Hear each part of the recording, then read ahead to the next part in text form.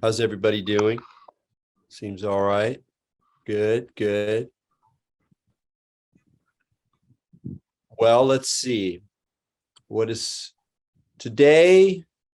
We were just talking about not going to Burning Man. And I don't know how many of you are in the category of people who would possibly go to Burning Man and therefore have a kind of not going to Burning Man concept, as opposed to those of you who are just would not go.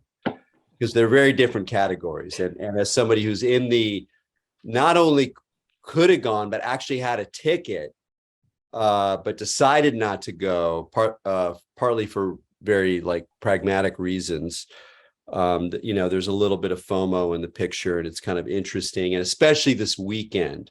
Usually, I do something on the burn night, but last night I didn't. I didn't really do very much. I had a wonderful day with some friends, so it was a good celebratory day.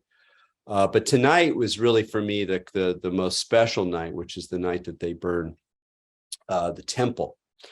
And to me, the temple is the heart of Burning Man. It's what makes it still worthwhile for me. Not that I go very often anymore.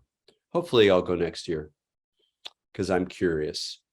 But without it, I wouldn't go. I wouldn't even think about it because there's something really special about it. I've talked about it here a little bit before, but because tonight is the temple burn, worth talking about again. And for me anyway, because the main reason I didn't go to Burning Man is that this last week I went down to San Diego and I went to the memorial for my father and I scattered his ashes over the ocean. So this is actually probably the most Burning Man thing I did this week, was doing that because my father was a pilot, and he was a really within his field a very famous and important scientist, arguably one of the most important oceanographers of his generation.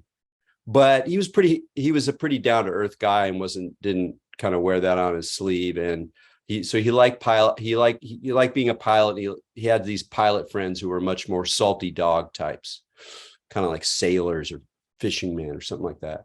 And so one of these salty dogs had scattered ashes in the past, but his insurance had run out. So I had to go with another salty dog who didn't know my dad quite as well, but was a total character.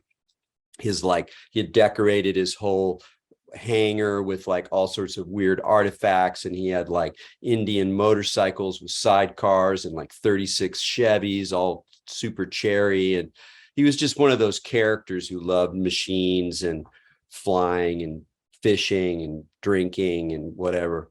And so we went out on a 1950 Piper Cub seaplane. And like Piper Cubs, if you've never been in one, they're kind of like, I mean, they're very rattly. They seem to be put together with kind of like Tinker toys and like they're very not flimsy feeling, but they're very minimalist. Let's put it that way. It's not like you're inside of a tube. It's like you're inside of a box, and you can kind of feel the presence of the outside, and they rattle a lot. And so what we did is because you don't, it's sort of hard if you're inside of a small plane and you want to get the ashes out in the outside. You can't just like open the window and throw them out because they'll just like blow back in. So we rigged, or they had already done this for other people. So they had this system where you had like a tube that we strapped onto the side of the plane, and they filled it with the ashes, and there were two covers for the tube. And Piper Cubs, they don't just have like a door; their whole side opens up, so it's like this big gaping hole over space.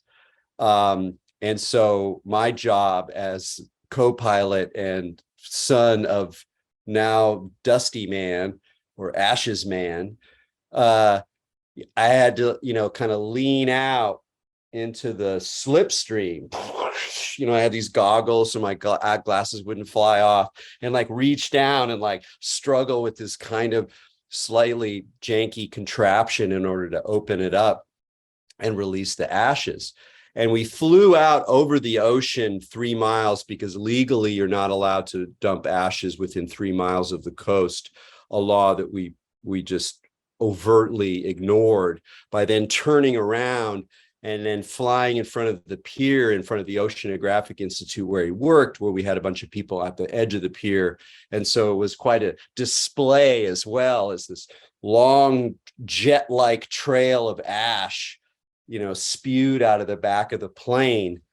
And it was quite fitting, both for the character of my father and the location and the fact that it was flying, but also that it was this kind of salty dog experience in this old plane, that was quite fun. So that was, in a way, a kind of parallel burning temple Burning Man experience.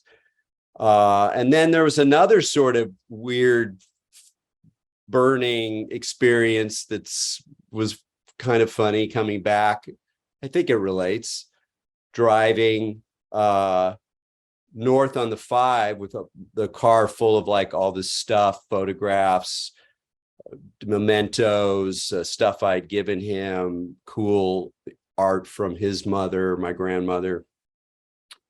And we're on the 5 in the Angeles Mountains, and we get near Castiac, and the traffic's getting really bad. And then that plume of smoke that we've been watching for the last hour is getting pretty big. And we realized, oh shit, this freeway is about to like get closed. So we had to get off and drive, and like on the Google thing, and you have that sense of panic. Nobody really knows where to go.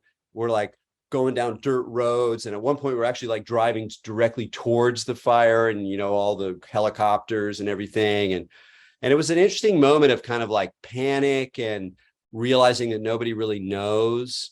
And we were following a lot of people at one point. I was like, no, this isn't going to help. And so we kind of turned around, and blah blah blah, the freeway was already closed, and then we just sort of found a back road that really only added about an hour to the overall trip.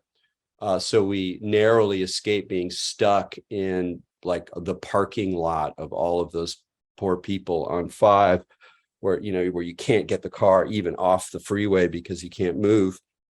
And there's an enormous fire, and it's 110 degrees, and there's smoke everywhere, and you're smelling it or whatever. So this proximity to like burning and heat and dust and ash was already very alive for me this week, even without being at the burn, or particularly the temple burn. And for those of you who haven't been a Burning Man or don't know the story that much, it's worth kind of remembering. The first temple, I think the proto temple, was like 2001, and it was made out of the leftover parts of puzzles. So they had these exotic kind of curlicues, but it was just junk wood that he had found, and then kind of built this very exotic kind of Indonesian looking structure, partly because of the quality of this junk. And I can't quite remember the story. I should remember it. I should have looked it up before giving the little talk here, but I believe the first time they did it for a friend who had died, and they may or may not have brought some of his body or ashes out there. Some rumors were that there was a body there when they burned it. But somehow, I think even during the first week, maybe somebody can correct me, that other people recognized that it was sort of a memorial and started to treat it that way. But in any case, the next year it was sort of official, and people started to go there and write memories of people who had passed. And in that sense, I really wanted to be there this year, because the last time I went to Burning Man was because 2 people I knew who were burners had died. And I was like, Burning Man might be stupid these days, but I want to go and I want to be in the temple. And it was very worthwhile because, as I've said before, the temple is kind of the only place that I've ever heard about, and maybe the only place in history, really, that is a large, collectively recognized, culturally defined space for public mourning with others that has absolutely no relationship with religion. Doesn't mean people aren't religious. Some people will put religious objects, and there's a quality of shrines, and it has that feel of the sacred, but it doesn't have any relationship with any particular faith. And that's remarkable, because one of the isolating things about modernity, about being in a post-religious age or being post-religious people, even if we're interested in spirituality and we might go to a Zen monastery sometimes or whatever, is that we, most of the people I know, probably most of you, probably maybe all of you, don't really have that kind of relationship with religion anymore, and maybe never in your individual life. But there are some real losses, and one of them is there's a certain kind of a quality to collective grieving, to not just grieving alone, because there's something very isolating about grieving in a lot of ways. It's very much an individual journey, and I went on a weird one this summer. It was unexpected in a lot of ways. I thought it would be more like this, but it was more like that. And we weren't even, I mean, we were close, but we weren't like, he wasn't like my best buddy. But it was still quite an ontological disturbance. And so to be able to be with people in that situation and to kind of in a way bring the process of death, or not even so much death, of dealing with the body, a lot of people get cremated. So there's this idea of burning as being related to this problem. And the problem is actually a really interesting one. And I learned this with one of the people who died the year that I went, the last time I went to Burning Man, where she had died in, I think in the spring. And they, when somebody dies, you can legally keep them in the, if they're at home in their bed for 3 days, and then they come and take you. So that's the easy max. So a lot of people who are spiritual, Buddhists or whatever, a lot of people do that. And what do you do? Then there's this weird transformation where suddenly where the person was, there's this uncanny thing. And what do you honor it? Do you cover it with flowers? Do you people wash them and or change their clothes and prepare them in state, or sit with them, whatever. And so there were people who were sitting with her corpse for 3 days after she died. I hadn't been there at the deathbed. They kind of shooed away a lot of the sort of second tier friends at that point, which is fine. It sounded a little harrowing. Although overall it was a good death, as they say, if there is such a thing. Anyway, but a friend and I sat the last night. So we stayed up all night, and she was dead. It didn't have any kind of ghosty feels, like whatever spirit was there, it, left the room. So it's just this body, right? But it's still in state, and we sat with it, and there was a slight fruitiness to the air. There was a little bit of the onset of decay, which was really more like the smell of like flowers, a little bit left in the vase a little long, so nothing repulsive. And then the morning came, and we were like done with our session, and we hadn't really thought about it. It was like, well, yeah, but now they're going to come and take her away. And I'd never seen that. I'd never really sat with the corpse before. I'd seen one once or twice, but so we're like, oh yeah, we'll stay. And then the guys showed up, and they're just in like a van, and they come in, and they're, really polite and sweet. And they, sorry for your loss. And they kind of did that. And then they had to deal with this, fairly heavy person's body, which they did very tastefully, but it was still like, wrapping it up and having to kind of move this thing. And what do you do with it? Blah, blah, blah. And then they brought her out, and they put her in the back of the van, and the van kind of went down the street. And I realized as the van was going down the street, and the moment that the van turned away from our vantage, basically it's trash. It's just like shit you got to deal with, like almost like toxic shit where you can't just like throw it away. You got to deal with it. But it's like it just transforms the nature of this body. And so then we put them in the earth because that has whatever traditions associated with. And many of us choose to burn our corpses as well. Something that was seen as, by the way, it's interesting, totally disgusting in the middle of the 19th century, foul, repulsive. And in America, the first people to cremate were like theosophists, because they thought cremation was cool because that's what the Hindus did. But it was disgusting to Victorian civilization, but it kind of ramped up pretty fast. And by the early 20th century, it was a minority, but no longer disgusting kind of practice. And there was a lot of it in California. Actually, California was a kind of early leader in the crematory business.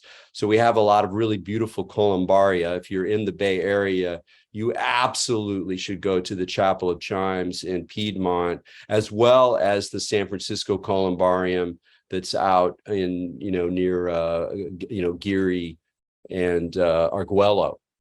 It's down a little side street. It's a little harder to get into now than it used to be. But these places are both wonderful, and they're wonderful partly because they're not as like creepy and heavy as your average cemetery is.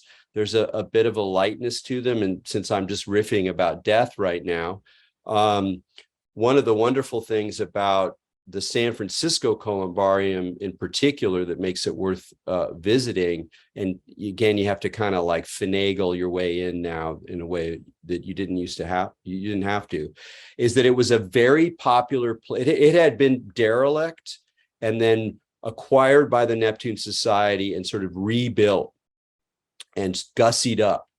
And in a way, it was gussied up just in preparation for the AIDS epidemic. So there's a lot of early AIDS victims there. And because they're queer, they were like, well, we have this, vitrine here with where we're going to keep the ashes, but like, this is an opportunity, people. And so a lot of the niches are like totally artfully done. They're like little Cornell boxes with objects from the life and photographs. And so there's a lot of queer ones, but then it's like, everyone was like, well, this is cool. This is a lot more fun. Like there's even kids, but they have like their baseball and their favorite little toy. And they're like, sometimes some of them have like whole, like wallpaper. They're like little houses almost. Really beautiful, really, really kind of cool stuff. So there's something, attractive, I think, for many of us about cremation, but it's a slippery slope in a way, because there's an aspect of cremation where it's like, oh, I don't have to deal with it. Just went away. Like that was true of my father. I was in New York when he died. He died of COVID. So it didn't even matter. There's no reason for me to fly back. They wouldn't let me in. And I thought, he's probably not going to, he'll probably hold on a little bit. And then they just were like, yeah, no, and now he's dying and okay, he's dead. So there was none of that like deathbed thing. I didn't see the body. I didn't know, and there's a weird gap when you don't actually encounter the body. And then it's even weirder when then like a few days later, he's cremated. So it's just gone. So like hanging out with his ashes was like the way for me to like, tie into, the reality of his physical death. And there's a way in which cremation can like allow people to avoid confronting the physical reality of the corpse and that this person is gone, and that then there's this trash problem that's sacred and kind of disgusting at the same time. And that's where we're all going. So there's a way that cremation can kind of hide that. And like in countries where it's practiced widely, like in the UK, it's pretty much across the board, probably because they don't have a lot of land. And there it's like completely industrialized. They're like these grim little industrial buildings, and they have this like 20-minute schedule where like you bring in the body, everyone comes in there and it goes into the crematorium, it burns, boom, dong. All right, next batch in, so there's a kind of there's an efficiency relative to cremation that can allow people to kind of not really look at what's going on, which really just brings us back to the centrality of the relationship of fire and ash to a temple burn.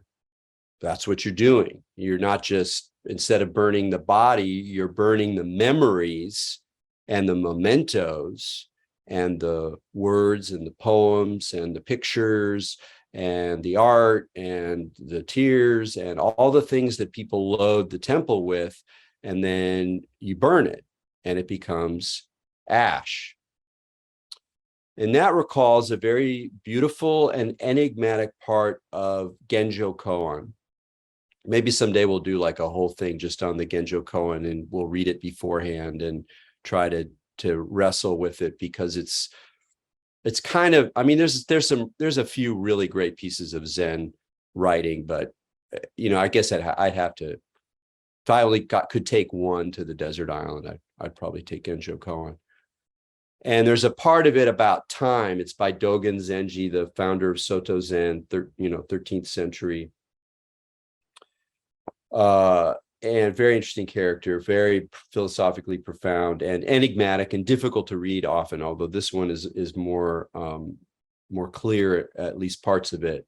But a lot of his work is about time and what he calls sort of time being, which is an interesting, complex idea that there's no way we're going to get to. We really need to be working with the text.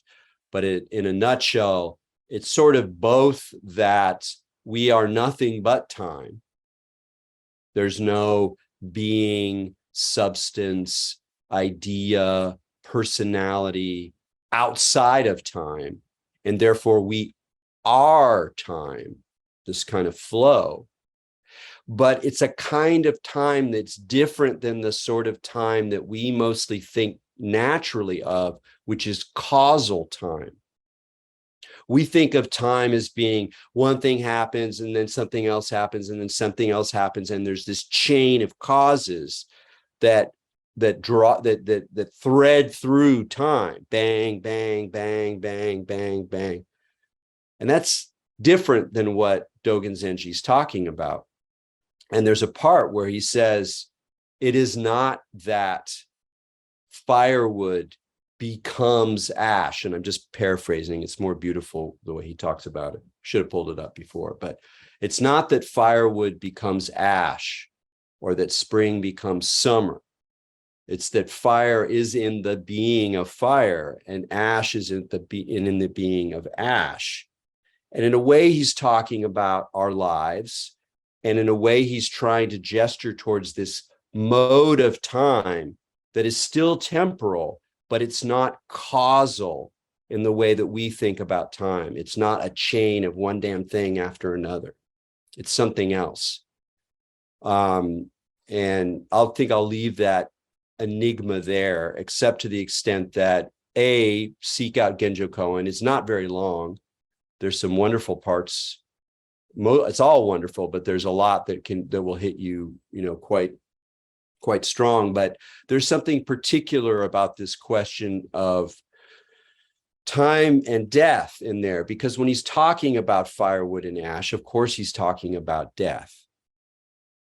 And it's, one of the things we're saddled with as humans is this being unto death, what that Heidegger called it, a kind of fundamental anxiety of knowing that we're going that way and there's no way out and we're not going to know when it's going to happen.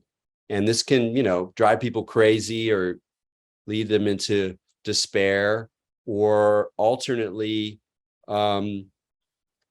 allow people to dodge, to like, it's too much. So you just kind of distract yourselves until it doesn't matter anymore, or it's too late. And there's a way in which that's obviously totally true.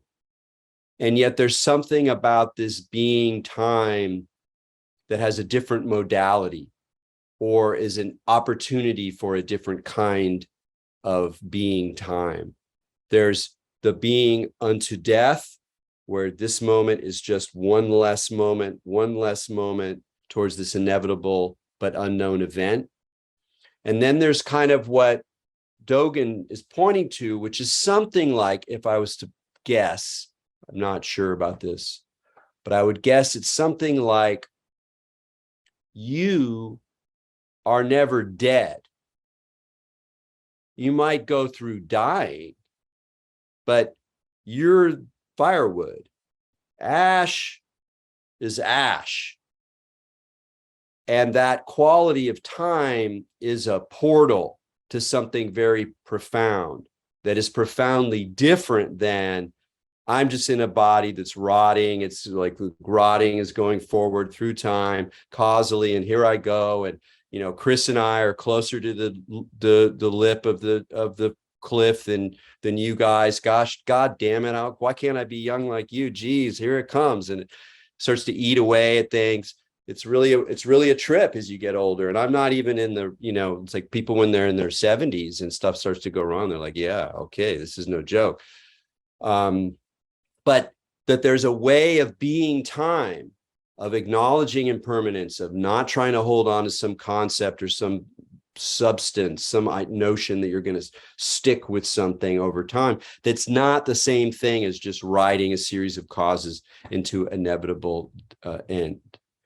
And the other thing I would just throw out, and maybe we'll kind of bring it up in the set, I'm not sure, is that, yeah, I'll come back to it in the sit, but I'll prepare it now. When you're really settled and awake, nothing fancy, not some amazing altered state, but just awake, present to yourself, aware, at ease.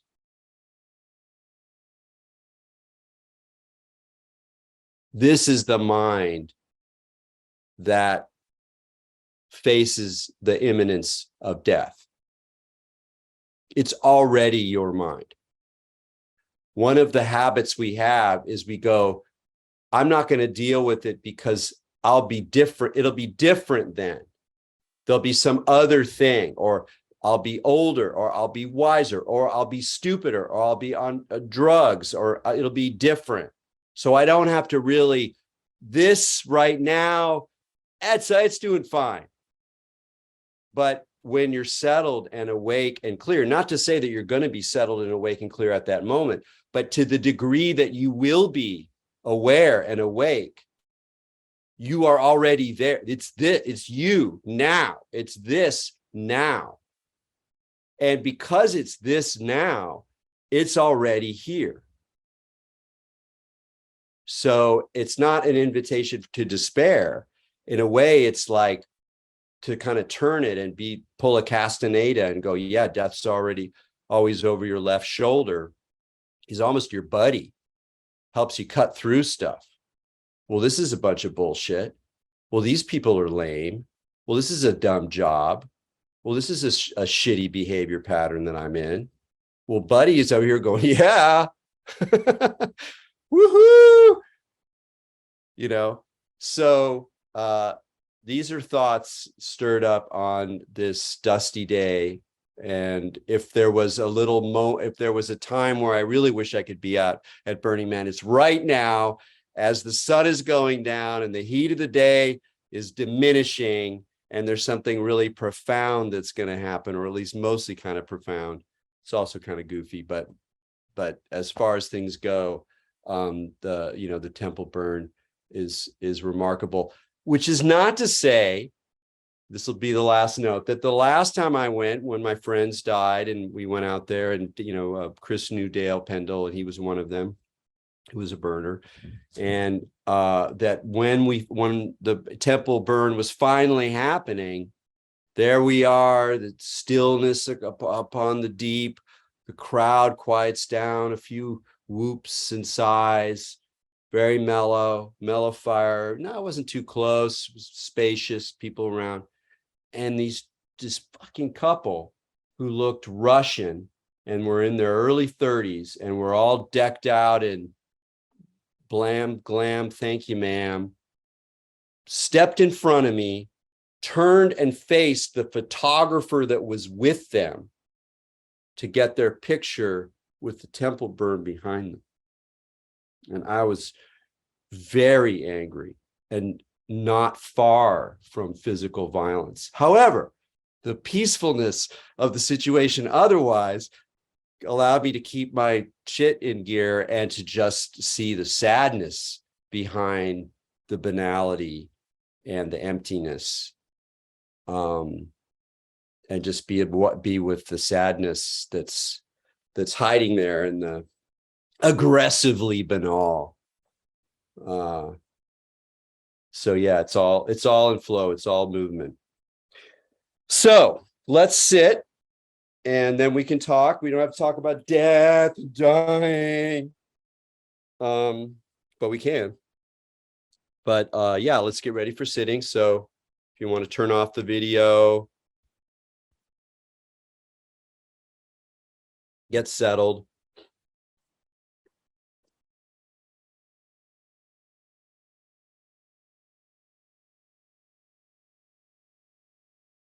Allow yourself a few quieting breaths.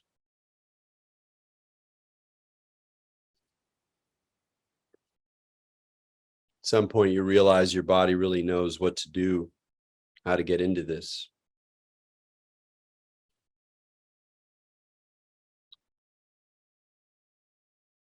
I'm not sure where we all are, but I suspect we're all somewhere that's hot. And we might have air conditioning on, well, we might not. And probably sometime today we were outside and it was hot.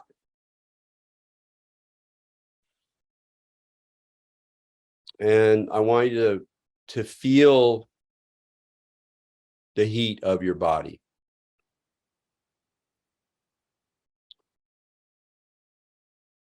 Maybe that's a little bit remembering, a little bit of imagination of when you were hot earlier today or yesterday. You know, that sense when it's just a little bit much, something crispy to the sun on your exposed skin, or claustrophobic in your clothes. You're slightly overdressed.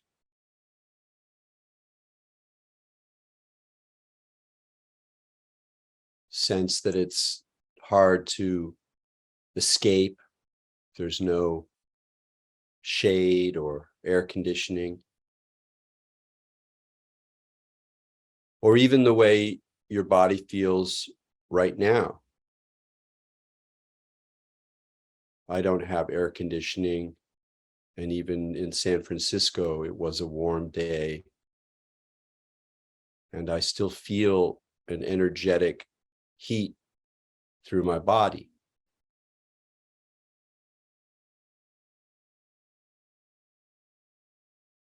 So allow yourself to go inside, maybe scan, starting at your scalp.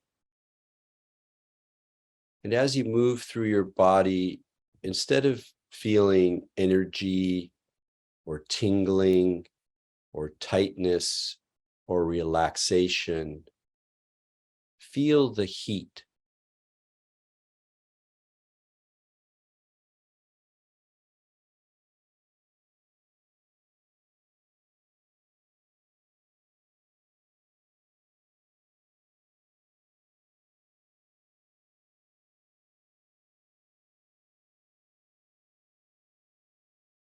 What comes up when you turn to the heat that you already are?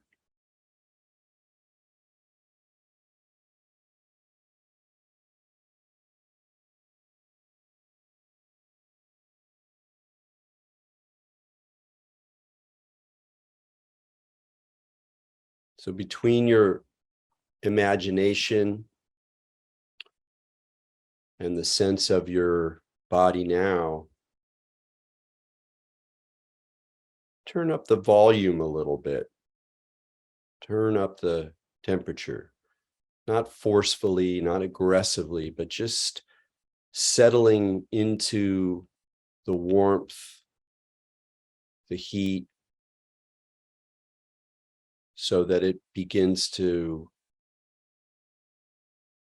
fill in the spaces. It's what's happening.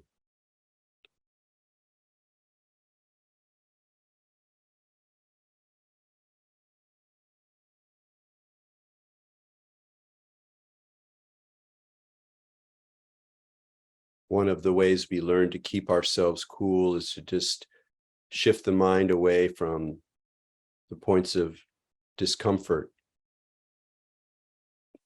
But I'm inviting you not to do that now. If there's any heat in the picture, any discomfort, welcome it.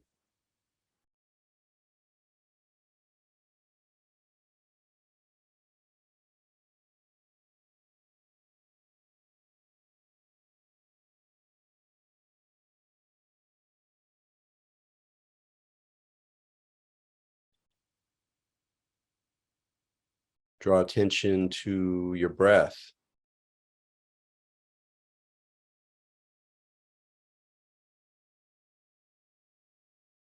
Easy in and out.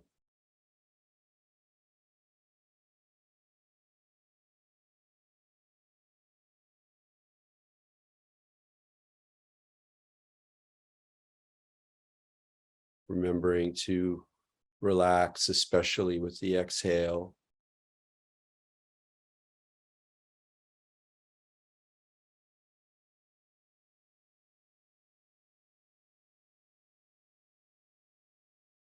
Notice that staying with the exhale, the slight application of pressure, the gentlest amount,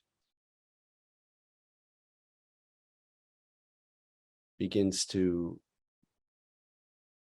heat up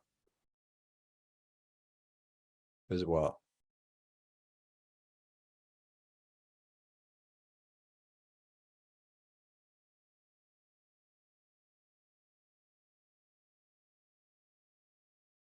It's like your diaphragm is a bellows.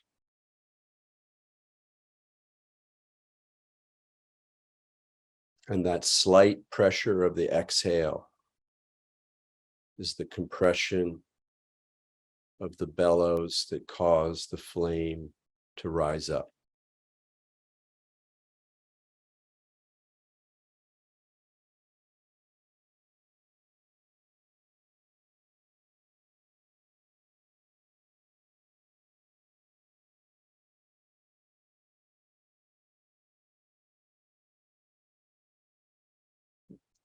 You might sense the heat all over your lower body, up your back, but it's probably centering somewhere in your belly.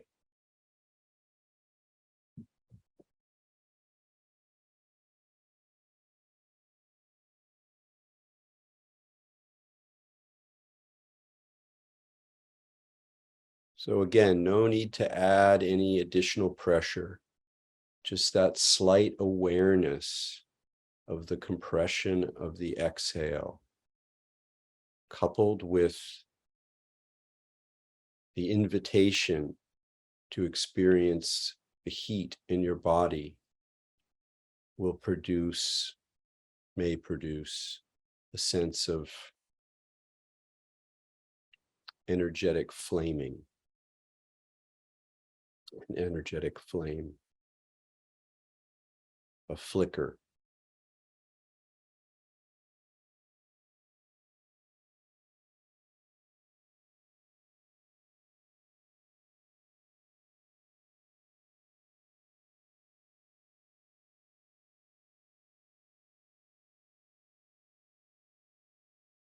Really tie your imagination into this here. We're becoming intimate with the element. And that means all dimensions are focused in the same direction. The sense of physical heat, the sparking, blowing force of the bellows, but also the imagination. Allow it to flame as well as it will.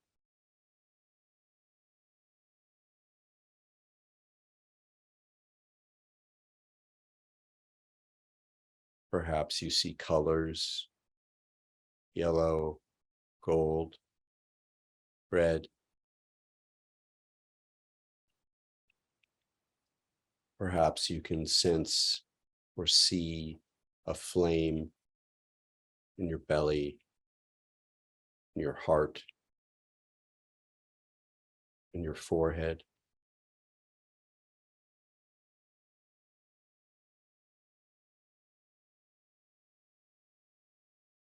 But stay with that mingling, physical sense, practice of intensity, imagination, all resonating, all blowing on the flame.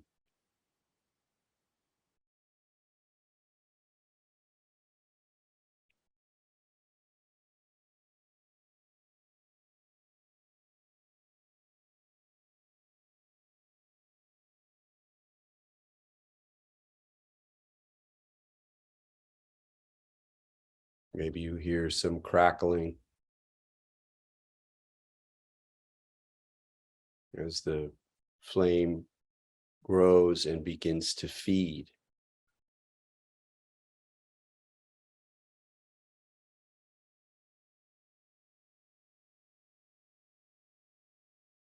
Allow that intimate part of you that can be utterly fascinated, staring at fire, to awaken that intimacy, that fascination.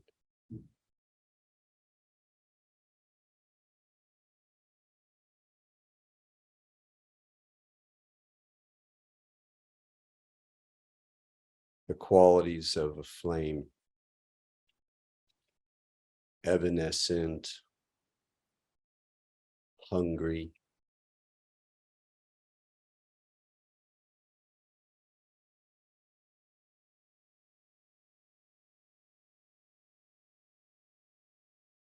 and however you're sensing it or feeling it, seeing it, allow the sense of a flame to expand throughout your body, taking over your body.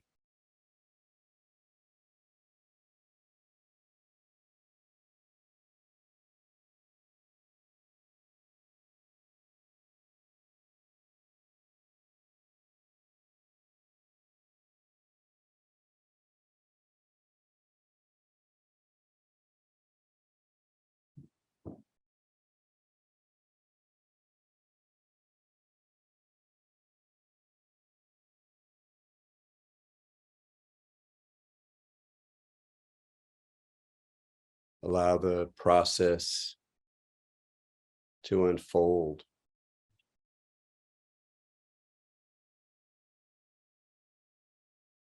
Your skin peels away,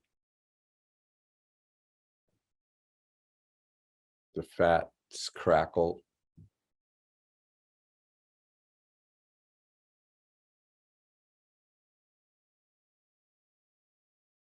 the meat roasts, becomes ash.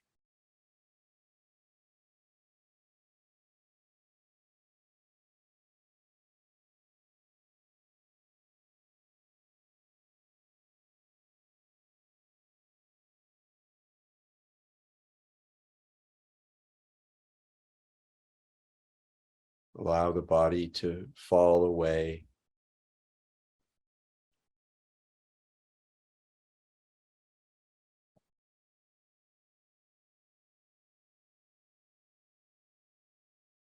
Perhaps you rest in your skeleton,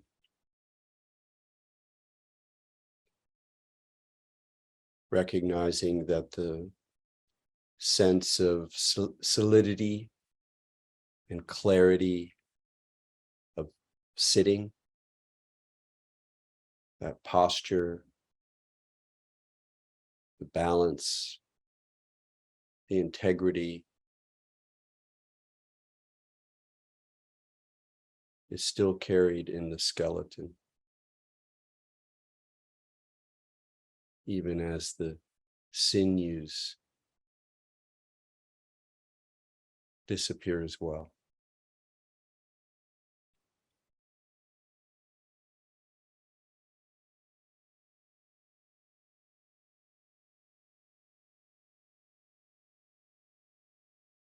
Where is your mind?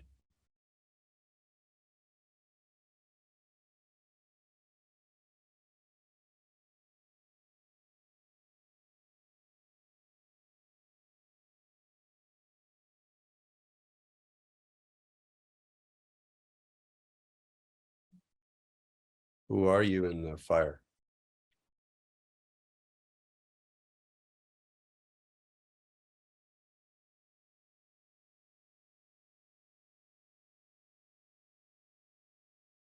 Just experience what comes up.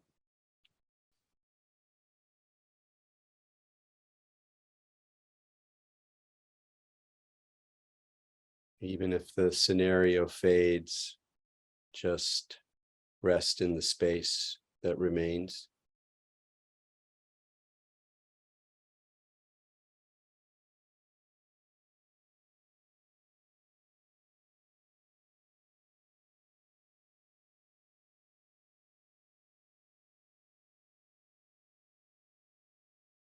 You're somewhere between the time being of the body and the time being of ash.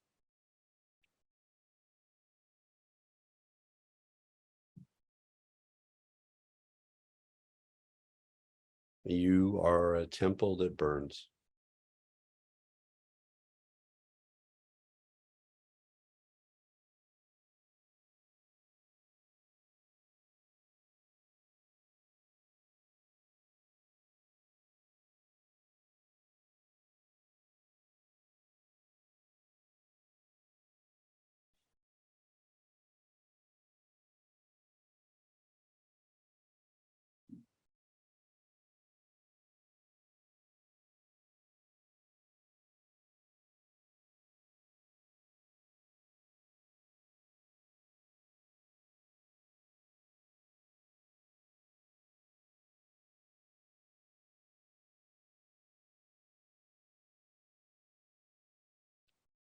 If you're still with the skeleton, it's all a pile of bones in it by now.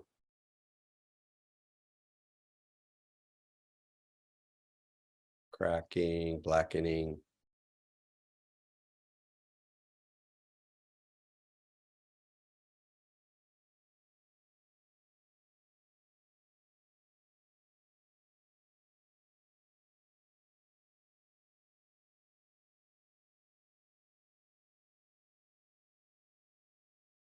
There's no unity anymore.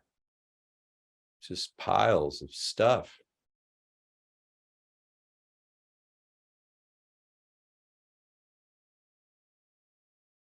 And yet you're here, spacious,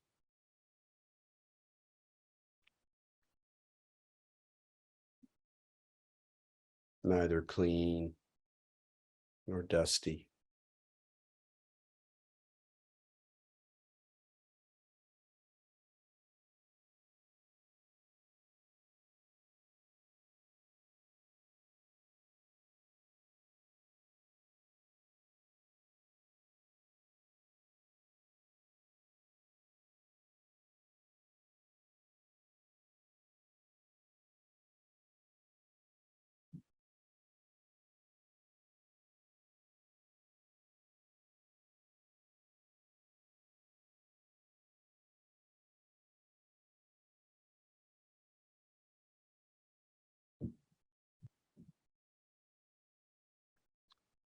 And if you want, you can invite someone in,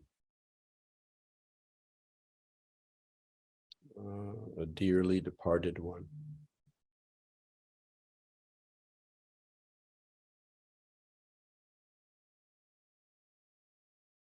There's a delicate art of invoking through memory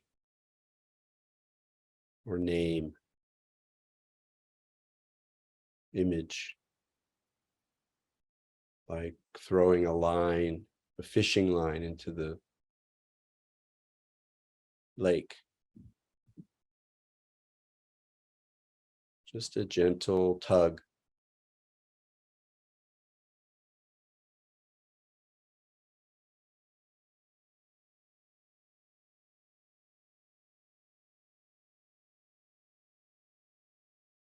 Your mingling, your manyness meets their mingling, their traces in you.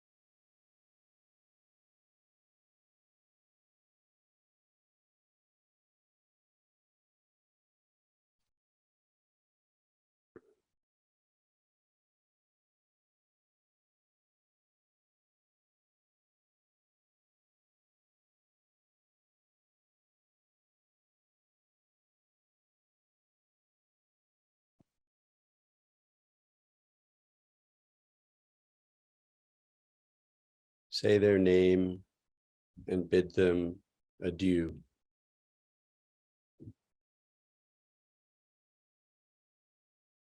Fare thee well.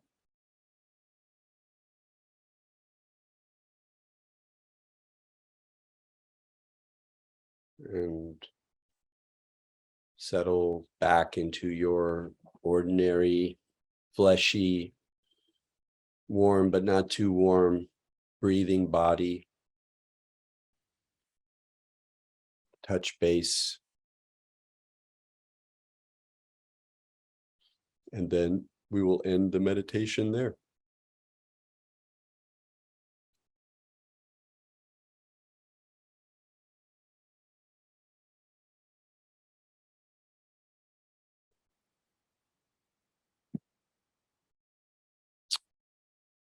All right.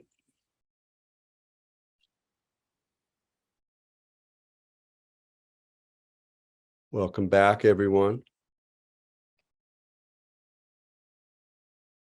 Oh, there's some beautiful chimes going on outside. That's kind of weird.